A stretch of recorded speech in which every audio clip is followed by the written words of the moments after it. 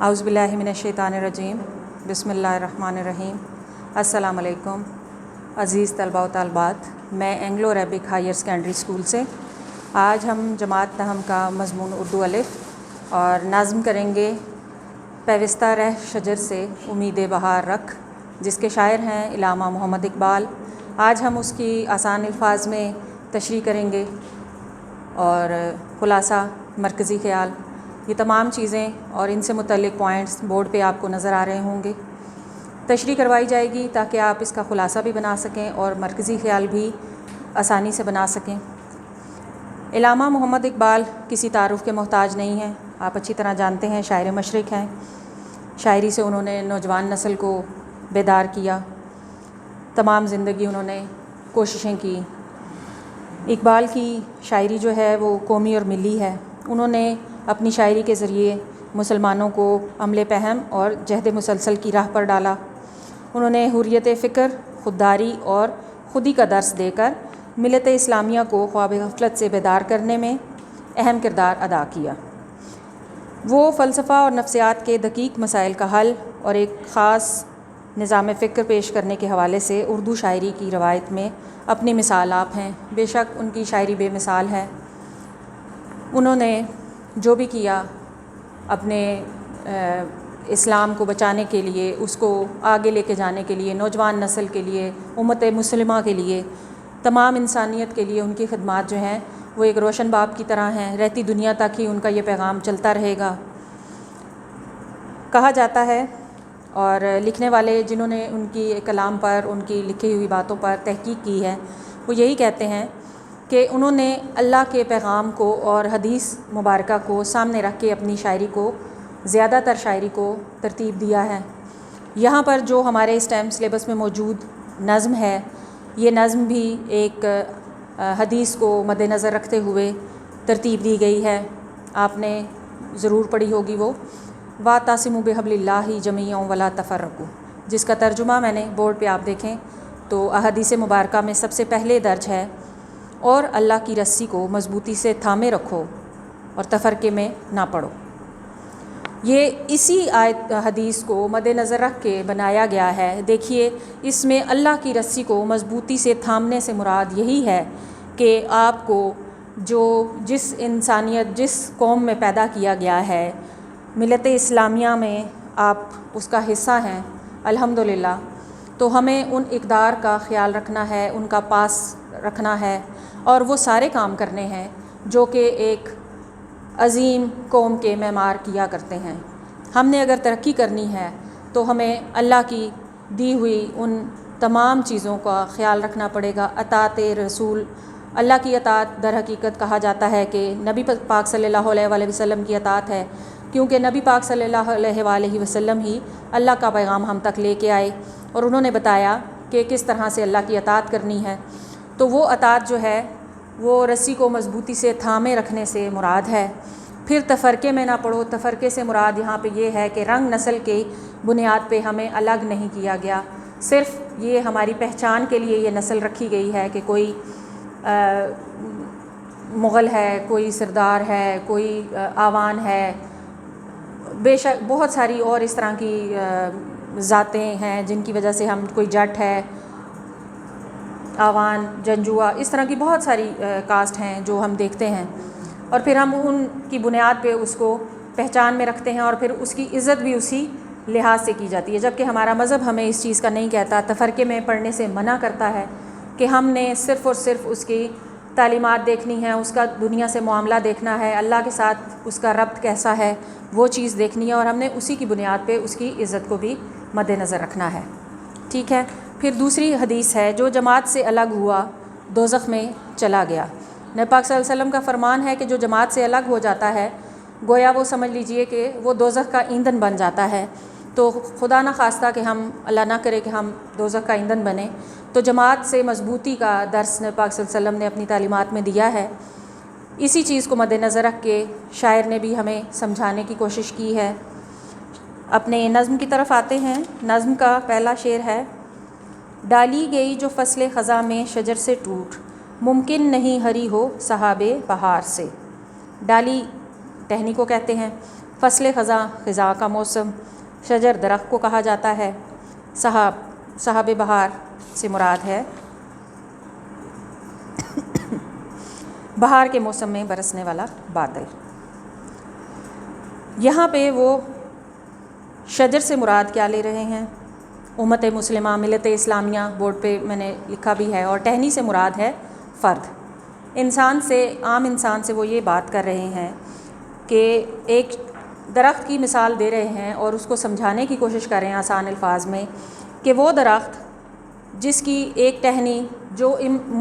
ملت اسلامیہ ہے، اور ٹہنی جو ہے وہ ایک عام فرد ہے، لیکن عام فرد کو وہ اس درخت سے مثال دیتے ہوئے کہتے ہیں کہ ایسا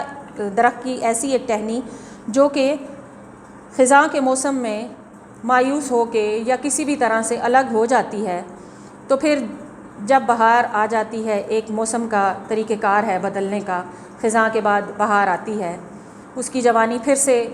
آ جاتی ہے، پتے آتے ہیں، پھول آتے ہیں، پھل لگتا ہے اس کے اوپر، تمام بہاریں وہ دوبارہ سے دیکھتا ہے۔ تو وہ یہ کہتا ہے کہ وہ جو ٹہنی ہے جو اتر چکی ہے، جو اس کا حصہ اب نہیں رہی ہے، اب وہ سوکھ چکی ہے۔ سمجھ لیجئے کہ جیسے انسان مر جاتا ہے تو اس کا تعلق تو اس دنیا سے نہیں رہتا، لیکن وہ دوسری دنیا کا باسی ہو جاتا ہے۔ یہاں پہ دنیا میں کچھ بھی مسائل ہوں، کوئی بھی خوشی آئے اس کے خاندان میں، کوئی بھی ایسی مسئلے مسائل ہیں، تو اس کا اس سے کوئی تعلق نہیں، نہ وہ خوشی دیکھ سکتا ہے، نہ ان مسائل میں اپنی رائے دے سکتا ہے، یعنی کہ اس کا رابطہ اپنی اس خاندان سے ٹوٹ چکا ہے۔ بالکل اس ٹہنی کا بھی وہ یہی ذکر کر رہا ہے کہ جب وہ یہاں سے کٹ گئی ہے تو درخت پہ کتنی ہی بہاریں آئیں، بارش برسے، وہ ان تمام چیزوں سے، ان تمام ذائقوں سے دور ہو جاتا ہے، تمام ان فائدوں سے دور ہو جاتا ہے۔ وہ یہ کہتا ہے کہ پھر اس کو برسنے والے بادل سے بھی کوئی فرق نہیں ہے، سرسبز ہونا اس کے لیے کوئی معنی نہیں رکھتا، کیونکہ وہ الگ ہو چکا ہے، ختم ہو چکا ہے، مر چکا ہے، اس کا خاتمہ ہو گیا ہے۔ پھر شعر نمبر 2 ہے لا زوال عہد وفا اس کے واسطے، کچھ واسطہ نہیں اسے برگ و بار سے۔ وہ یہ کہتا ہے، جس طرح سے پہلے شعر میں بھی اس نے یہی کہا، اور اسی سے متعلق تقریباً دوسرا شعر بھی ہے، اور اس میں بھی یہی بات کی گئی ہے کہ جو عہد خزاں جو ہے، جب ایک یہاں پہ دوسری طرح سے سمجھانے کی کوشش یہ کر رہے ہیں کہ جیسے ہم مشکلات سے گھبرا کر، ایک انسان اپنے ملک میں اگر اس کو کوئی اچھے مواقع میسر نہیں آتے تو وہ دوسرے ملک چلا جاتا ہے، غیر کی غلامی کر لیتا ہے، اپنے ملک میں وہ کوئی حالات پیدا کرنے کی کوشش نہیں کرتا، ان مشکلات سے گھبرا کے کہیں اور چلا جاتا ہے۔ تو وہ یہ کہتے ہیں کہ اپنے ملک کی جو قوم کا اس کا اپنی پہچان ہے وہ کہیں اور چلا جاتا ہے، اور اس کی وہ پہچان جو ہے وہ کمزور پڑ جاتی ہے، مشکلات سے گھبرا جاتا ہے۔ یہاں پہ بھی وہ یہی کہہ رہے ہیں کہ مشکلات سے گھبرانا نہیں ہے، ان کا ڈٹ کر سامنا کرنا ہے، کیونکہ عہد خزاں جو ہے یہ ہمیشہ رہنے والی نہیں ہے۔ درخت کے اوپر مسلسل اور شروع سے آخر تک خزاں کا ہی موسم نہیں رہتا، وہ بہار بھی دیکھتا ہے، وہ برسات کے بھی مزے لیتا ہے، وہ پھول پھل بھی آتے ہیں اس پہ، پتے بھی آتے ہیں، وہ جوانی کو دوبارہ سے دیکھ سکتا ہے۔ خزاں کی اس ویرانی کو وہ اپنا مستقبل نہ سمجھے، بلکہ وہ یہ سمجھے کہ ایک دن پھر بہار آئے گی اور وہ پھر کھل اٹھے گا، جی اٹھے گا، برسات آئے گی، پانی سے تازہ دم ہوگا وہ، اور وہ تمام چیزیں جو پہلے اس کے پاس ہوا کرتی تھی وہ ضرور ہوں گی۔ یہ آنے والی مشکل جو ہے، یہ خزاں جو ہے، یہ وقتی ہے اور یہ ختم ہو جانے والی ہے، کیونکہ جب اگر وہ الگ ہو گیا تو پھر اس پہ پتے آئیں، پھول آئیں، پہلے بھی ذکر کیا، اس کو اس سے کوئی واسطہ نہیں رہے گا۔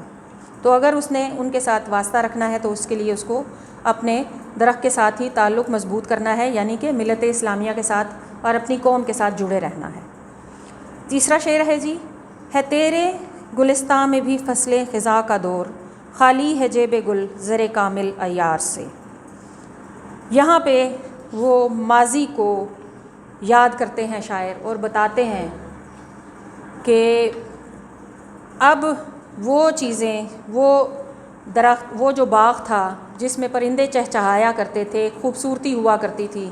ہمارے ملک میں جو بھی اس طرح سے تھے اور ایمان کی طاقت موجود تھی، بہت کامیاب زندگی گزار رہے تھے، ماضی کے سپوت تھے، اور انہوں نے ایمان کی طاقت، ایمان کی روشنی سے اپنی طاقت بنائی اور اس پہ چلے۔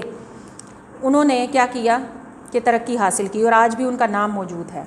تو شاعر یہ کہہ رہا ہے کہ اب اس باغ میں، یعنی کہ اس ملت اسلامیہ کا ذکر کر رہا ہے کہ یہاں پہ اب خزاں کا دور ہے، اور پھولوں کی جیب خالص سونے سے محروم ہے۔ خالص سونے سے محروم ہے، خالص سونا انہی کو کہا گیا ہے جنہوں نے کہ کوئی ترقی کی، جنہوں نے کام کیا اور ملک کے لیے کٹ مرے۔ ان کو خراج تحسین بھی پیش کر رہا ہے اور آنے والی نسل کو یہ خبردار کر رہا ہے کہ اب یہاں پہ وہ لوگ موجود نہیں ہیں، تمہارے باغ میں اب ان چیزوں کا فقدان ہے۔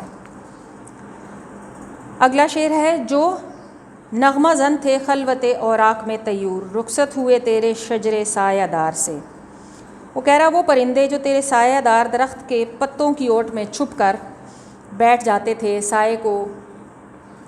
دھوپ سے بچ جاتے تھے، اس سائے میں بیٹھ کر چہچہایا کرتے تھے، گیت گایا کرتے تھے، اپنے وقت کو گزار کے پھر پرواز کر جاتے تھے، وہ خوبصورتی، وہ باغ کا خوبصورت حسن جو ان کے چہچہانے سے ہوا کرتا تھا، وہ پھول بوٹے، وہ خوشبوئیں پھولوں کی، وہ اب ختم ہو چکی ہیں۔ یعنی کہ وہ لوگ اب اس زندگی میں، دنیا میں وہ ان کا حصہ نہیں ہیں، وہ جا چکے ہیں، اور نئی نسل میں اس طرح کے لوگ جو ہیں وہ موجود نہیں ہیں کہ جو آج اسلام کو بڑھا سکیں، یہ بتا سکیں کہ ہمارا تشخص کیا ہے اور ہمیں کیا کرنا ہے۔ اگلا شعر ہے، شاخ بریدہ سے سبق اندوز ہو کے تو نہ آشنا ہے قاعدہ روزگار سے۔ وہ یہ کہتا ہے، شاخ بریدہ سے ہونے والے نقصانات سے ہمیں آگاہی دیتا ہے اور یہ بتاتا ہے کہ تجھے کٹی ہوئی شاخ سے سبق حاصل کرنا چاہیے، اس لیے کہ تو زمانے کے دستور اور قاعدے سے واقف نہیں۔ اس لیے قاعدے سے واقف کیسے نہیں؟ کہ تجھے نہیں معلوم کہ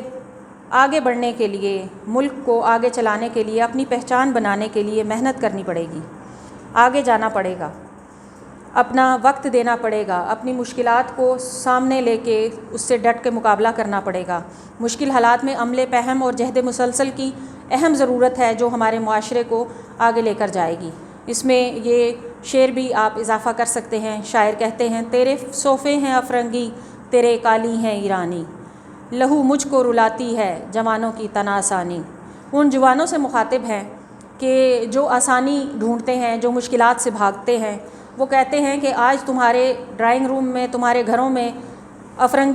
فرنگیوں کے صوفے ہیں، ایران کے قالین موجود ہیں، اپنی ثقافت کو بھول چکے ہیں، ہم اپنی تہذیب سے بہت دور ہیں، ہم ان چیزوں کو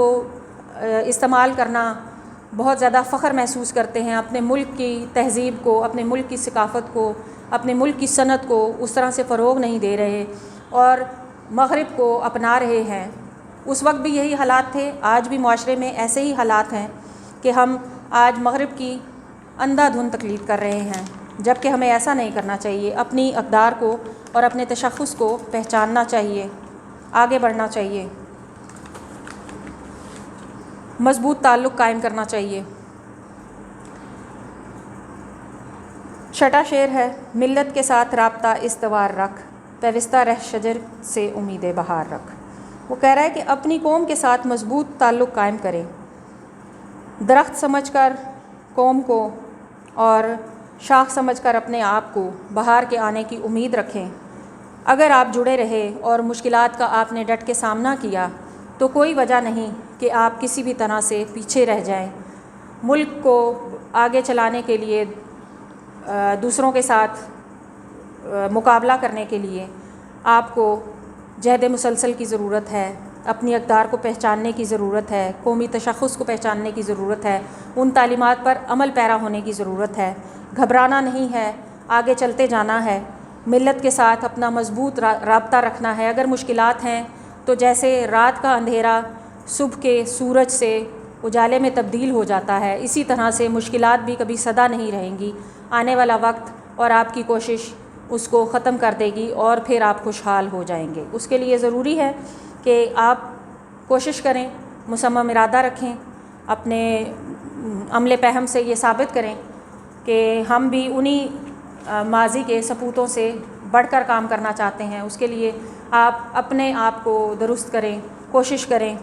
بہتر کرنے کی، بہترین ہو جائے گا انشاءاللہ۔ یہ تبدیلی آپ معاشرے سے نہ کہیں، آپ کہیں کہ یہ خود کرنی ہے، تو انشاءاللہ ایک واضح فرق آئے گا۔ تمام تشریح میں نے بیان کی، اب آپ کو اس کا خلاصہ مرتب کرنے میں آسانی ہو جائے گی، مرکزی خیال بھی آپ اچھے طریقے سے ترتیب دے سکیں گے اور سوالوں کے جواب بھی۔ امید ہے آپ کو اچھے طریقے سے ساری بات سمجھ آ گئی ہوگی۔ اجازت چاہوں گی، السلام علیکم۔